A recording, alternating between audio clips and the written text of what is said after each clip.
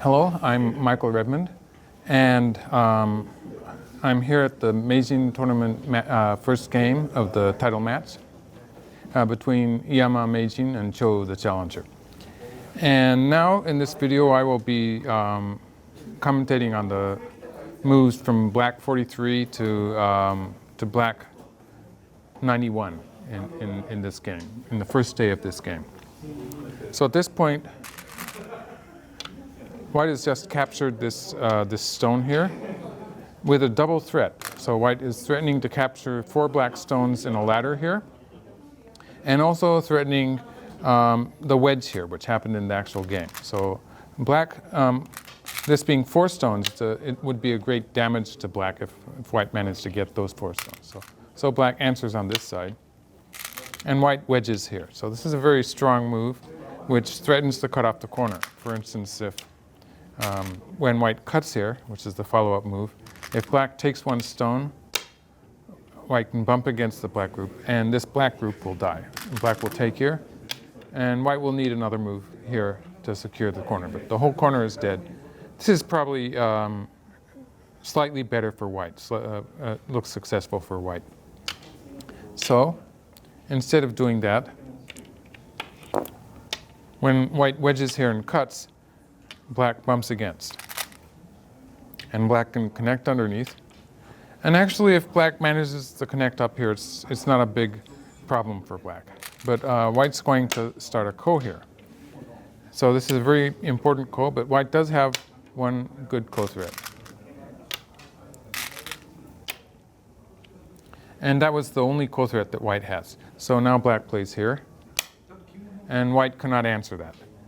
So white finishes the ko, gaining a lot in positional strength on the lower side, but with this atari from underneath, black can capture the white group on the left. And though I say capture, this is actually going to be a 1-step ko, and I will be showing that in the game sequence. But first of all, white doesn't have enough ko threats to win the ko. So a very interesting maneuver started here. White started with the attachment at the 3-3 point. And this is unusual already, because usually after computers started playing these big shimaris, it was considered better to attach at the 4-4 point. And then if black covers underneath, to cut at the 3-3 point. And this depends on a ladder here. If black clasps the 1 stone, it does depend on this ladder favoring white. But in this case, of course, white has a stone in this corner, and the ladder will favor white. So this would be the usual way for white to try to accomplish something in this corner, but instead he played here.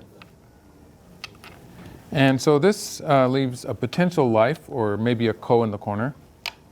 But more importantly, white has set up this ko threat with the peep. So this was the main reason that white chose this course, was to make this ko threat here, because white's going to start the ko.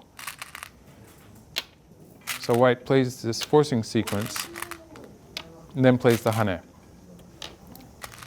Black attaches once,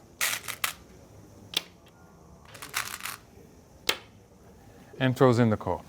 So in this ko, white is at this point in atari, and when white takes the ko, black has 2 liberties. So this is a 1-step ko, or in Japan we would call it a yosei ko, which means that white has to, after taking the ko, white has to play 1 more move here to make it a direct ko. So it's, this ko is advantageous for black.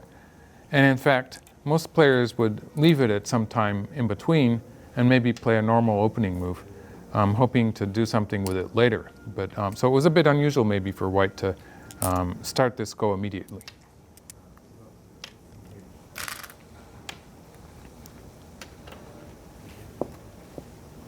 And so black played this ko threat. This is actually a very common move in itself as a way to reduce white's side territory. So it's not really such a bad move, even though it's a ko threat. It's not losing anything, is the point. So white plays this exchange. And now white is going to try to win the ko. So white takes this stone, and black is an atari. And this ko is worth more than 45 points. It's closer to 50 points, I think. So it's a very big ko, although it is taking a lot of moves for white to win it. Black takes the ko, and white used this ko threat. And so at this point, we were thinking that the game was looking favorable for black. But black actually has a very difficult choice here. For instance, if black plays here, white will be able to win the ko. But black gets 2 more moves. So adding this stone that black has already played as a ko threat, black will be getting a sum of 3 stones elsewhere. As white, I'll just leave that there. But white has captured this group, and black gets three moves in a row, which puts white in trouble on both sides. And these final 2 moves could be like this, or maybe black would want to play something a bit more sharp, you might say, on the side. It's really hard to say whether this is best or this is best. They're both good shapes for black. And this looks like it's slightly better for black, even though white does have 20 so points, almost 30 points in this area. Black does have a very good attack going on the upper side. So this is what was expected, but instead black finished the ko.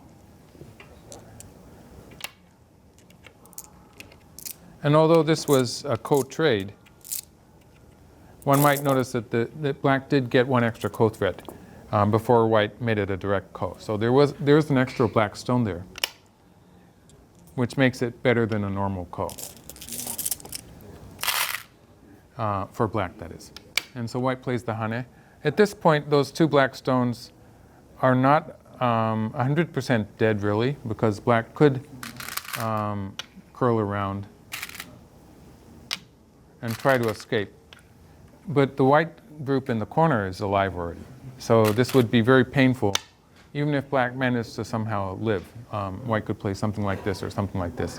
And it would be a very one-sided fight here. Black would be being attacked. So this is a move that black is not all that eager to be trying to do. So instead, black played here. A very large move. And white jumped out, and black jumped out. So black has split the territory. The sum of all of this is that black has gotten this very large territory of more than 40 points on the left side, and white doesn't have any very much solid territory. White does have some here and some in the corner here, if we call these 2 black stones dead already. They're not 100% dead, but it's most likely that black will be sacrificing them. And so it all depends on how much white can make in this area. White started with this move, and black played the approach move after that. And so it looks like white can get some territory here, but white has to worry about this group here too. So white plays on top. So this is a very unexpected move when I was thinking maybe white would have to go for more territory here. And a common move would be to play some kind of a pincer to try to attack black and get some territory on the side while doing so. But in examining this variation, it is true that the white group is not very strong either. And so it's it's starting to look like a difficult game for white at this point. Instead of doing it this way, white played simply from above. So this does make it easier for white with this group here, which is starting to look like it's loosely connected. But it also does give black some more room in the corner. So in the game, black's 91st move was here. And I think this is going to be the last move of this video. Oh, there's one more move. I'll move it up to 92. But this move in itself, it gives black some room to do, for instance, something like this, to make a life in the corner. If white plays an Atari and connects, black can cut here. And this is a Joseki-like sequence in which black can make a life in the corner, which is a lot of territorial profit. So it makes it easy for black to settle this group when the time comes. And in fact, this is something that black could have done immediately. But since the issue is how much territory white can get in this area here towards the center, black started with this attack on white. And white has countered with the attachment here, which is not really connected. For instance, black can extend here And if white connects here, black has the option of pushing through and capturing 4 white stones. So this is one thing that might happen. We're getting ahead in the afternoon today, so in a couple of hours or 2 or 3 hours from now, they will, the player who has the turn will be sealing the move for today, and we'll have to wait for tomorrow. And I think at this point the game moves are coming a bit slower, so maybe we won't be seeing so many more moves in this day. But one guess that I would have would be black would start with this move at least, and then black would have a choice of actually capturing those 4 stones immediately, or black could still play this this move towards the corner, which is a very large move. It's going to make this area black's territory in the corner, about 10 points of black territory, where the whole area could easily become white's territory. So it's going to be a big difference in territory when black uses this move to make a life. So that's where we are. I think the game is looking slightly difficult for white, but it still depends on what's going to happen in the open spaces. So I could call it still undecided. White does have a large area here, which could turn into quite a significant territory. So that's my commentary for the moves from, that was black 43 to white 92. Thank you.